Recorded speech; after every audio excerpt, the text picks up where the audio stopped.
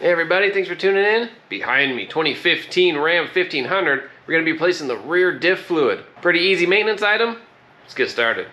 On our rear differential, we have the drain plug on the passenger side, then our fill plug in the back. We'll start by taking our fill plug off, have a drain pan underneath, some fluid may come out. This is just a rubber grommet, so we should be able to just pop it right out. If you need a screwdriver, you can get a flathead screwdriver. There we go, just this rubber grommet. Our drain plug is a 14mm Allen. Crack that loose.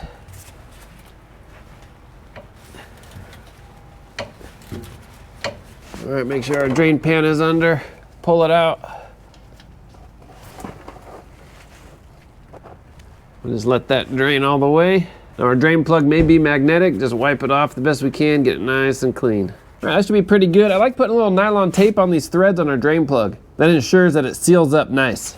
Doesn't take a lot, just a couple of wraps. All right, we'll thread that in. Just wipe this a little. We'll tighten it up. All right, we'll torque that to spec. Wipe it really good. Put our fill hose in. Now we'll fill it up until we get a little bit of fluid spilling back out. Make sure our drain pan is in a good spot.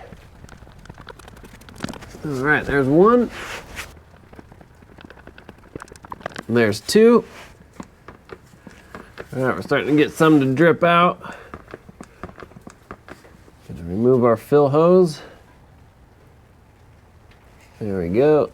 We'll just let that drip a little. All right, that's good. We'll put our fill plug back in. Like to give it a twist just to make sure it's in all the way. Then we'll wipe this off. All right, rear differential complete. Pretty easy on these trucks. Really not much to it. Thanks for watching. Like, subscribe. See you on the next one.